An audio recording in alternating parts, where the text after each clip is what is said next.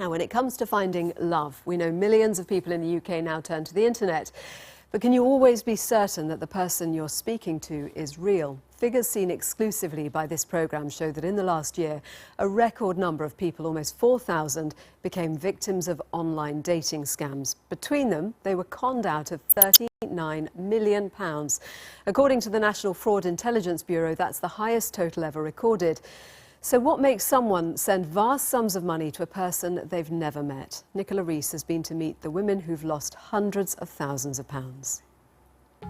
Everything's gone, I'm facing bankruptcy. That's really, really frightening.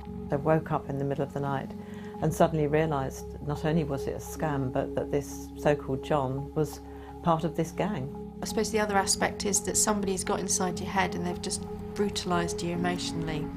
When it comes to finding our perfect partners, millions of us use dating sites and apps. Matchmaking sites are the single biggest driver of new relationships in the UK. But not everyone online is looking for love. Every year, thousands of single people in the UK are conned by criminals using fake profiles on dating sites. They don't care about the victim at all. They're in this for one thing only, and that's to get money out of you. I've lost about a total of £140,000. It was over £300,000, maybe even over £350,000. So how do otherwise intelligent people fall for internet fraudsters?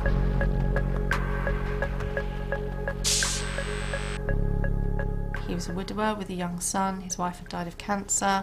Liked to look at the fun side of life. Really lovely, and I was swept off my feet, I know that. Nancy is a single mum from North Yorkshire who runs her own business. She's asked us to protect her anonymity. In 2015, after her marriage broke down, she signed up to the UK's biggest dating site, Match.com. In a matter of days, Nancy discovered her strongest match was Marcello from Manchester, a seemingly handsome Italian who was working in Turkey.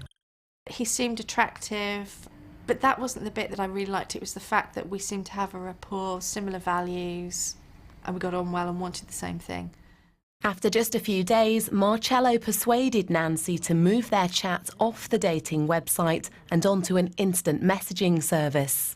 We started to chat a lot very, very quickly, so he would message me throughout the day, sort of 2 or 3 times, and then that would start to escalate to the point that at the very end it was constant from the moment I woke up till the moment I went to sleep. Do you remember when he first asked you for money and what that message, Yes. the subject of that message? So it was about 6 weeks after we'd started talking. We were getting on really, really well. He was preparing to finish a job, come back to the UK. That's when we were going to meet. He was closing down the job. He'd taken some money to go and pay the workers and been mugged. His son was in hospital and needed surgery. And it was a very strange sum of money, like €3,650. So I was really uncomfortable sending that, but I was supposed that there was a child who was hurting, and that emotionally hooked me in. What happened from there? How did the money escalate? It escalated unbelievably quickly. So it was straight away, it was the medical fees, then it was money needed for food, money needed to pay the rent, money for taxes to get out of Turkey. It was constant money. A lot of people would say, how on earth could you send so much money to a man that you'd never met? I wasn't given a lot of time to think about it because the money was needed now. Right now, have you sent it? Where are you? I'm here waiting. Where's the money? And then I got so far in, I couldn't get myself out, and I didn't want to walk away having lost, £50,000 or what have you. And it's just a complete web of lies and manipulation, and you don't know which way to turn, and you can't talk to anybody about it. Nancy will never know who this man really is. The photos that so-called Marcello sent to her were probably stolen from social networking sites. She was groomed by a fraudster. The tactics might seem simple, emphasising words like honest and trustworthy and claiming to be looking for a lasting relationship. But this clever manipulation is targeted to hook a particular kind of person. The victims of this crime are almost always women, mainly in their 40s and 50s, And like Nancy, they're often professional, successful, intelligent. So what makes them so vulnerable? He sounded wonderful on the phone, and so we started getting quite friendly quite quickly, really. Judith Lathleen is a university professor living in Hampshire. In 2015, she too decided to try online dating, logging on to another leading matchmaking site, Parship. John Porter from London was her strongest match. Like Judith, he was a Christian, and once again, his profile emphasised honesty and trust.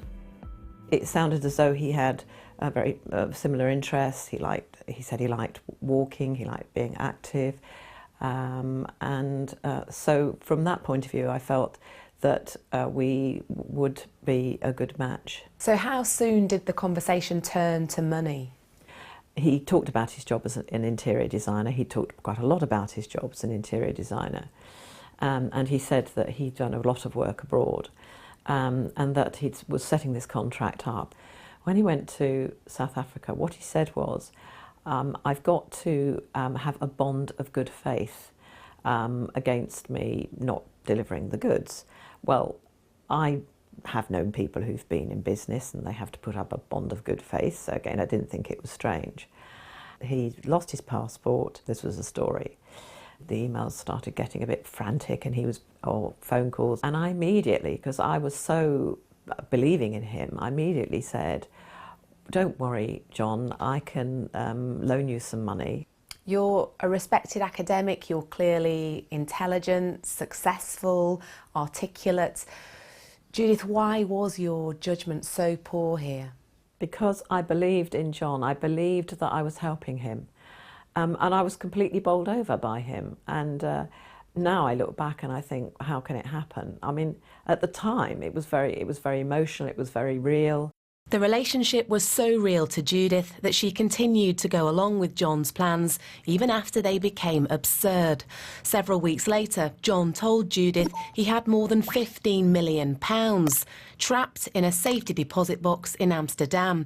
All Judith had to do was go and release it, but she would also need to provide more of her own cash. I didn't think it's not true, ever, strangely. But I did think this is an incredible amount of money. He gave me instructions as to what I needed to do, and I went to an office. I met two people there. I was asked to take a handling fee. Again, I didn't think anything of it. So that was 16,000 euros.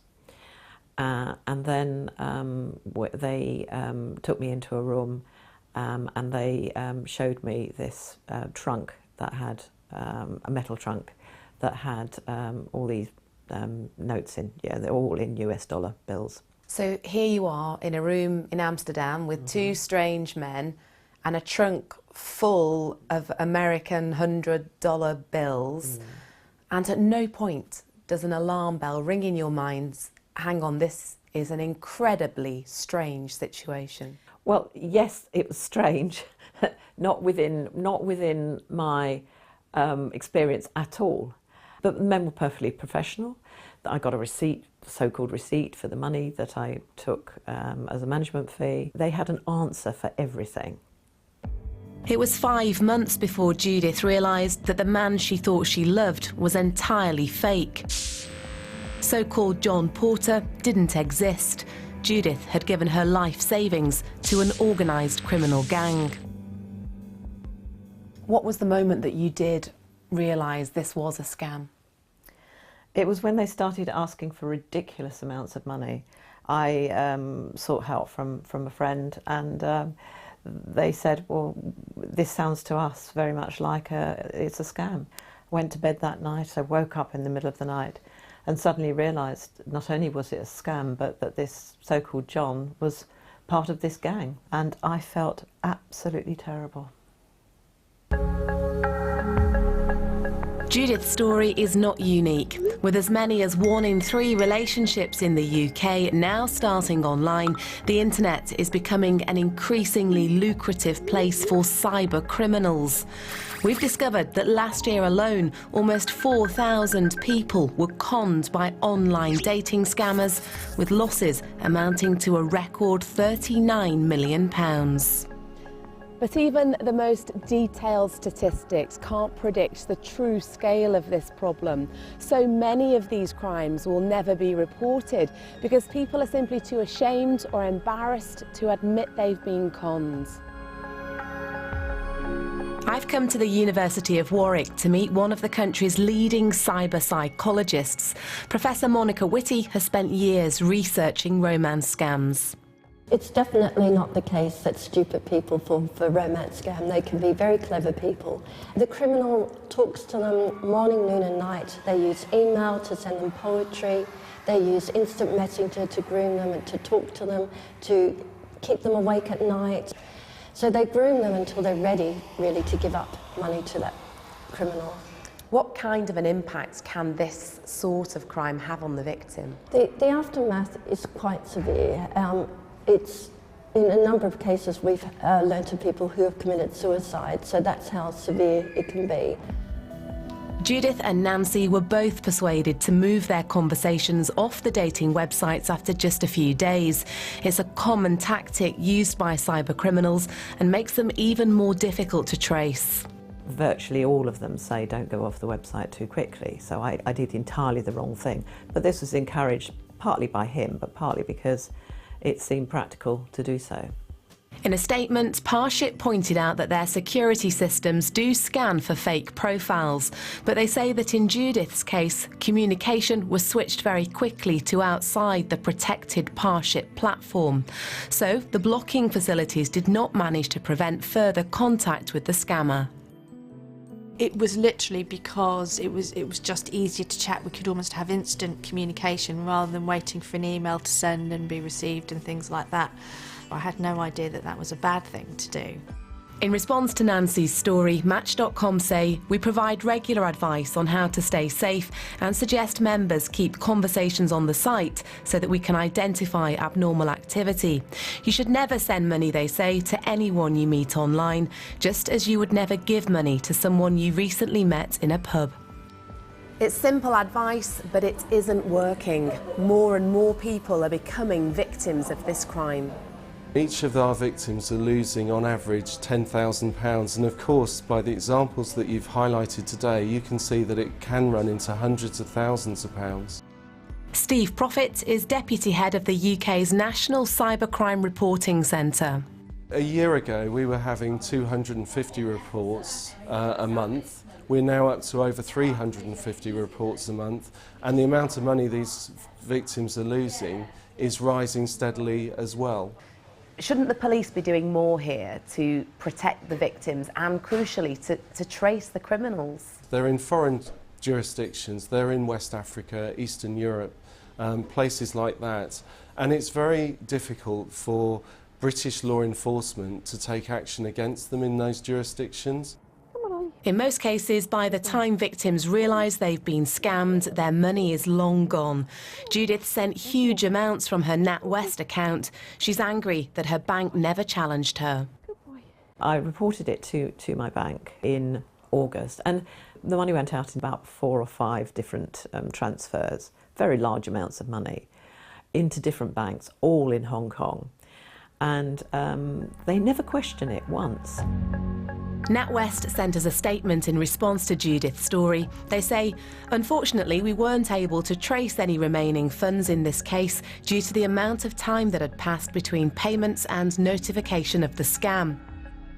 But how much responsibility should the banks take? Nancy believes Santander should have alerted the police about her behaviour. If they had flagged these transactions to the police as suspicious, and if the police had come to me, it probably would have protected me. I wouldn't have got all of my money back, but it would have saved my business. Although Santander didn't report Nancy's actions to the police, they did raise concerns with her directly. They say a member of their fraud team specifically told Nancy she may be at risk of a romance scam, and also highlighted to her that the techniques fraudsters use can be very convincing. But they say this was something Nancy firmly dismissed. It highlights the extreme manipulation involved in these scams, that victims are completely blind to the reality of what's happening to them. It's about manipulation, it's about control, and it's about criminals who can separate themselves emotionally from a victim and feel nothing for them. I won't get any of the money back. I have to tell myself that it was a complete fraud, so feeling sorry for myself is just not an issue. You are left feeling completely worthless. These people you are of no consequence. Nicola Rees with that film. We still don't know who the men in those photos that we used for the profiles of Marcello and John were. We understand police have tried to trace them without success. They're clearly not connected to these scams in any way. But if you recognise them, or indeed if you are one of the men in the photos, do let us know.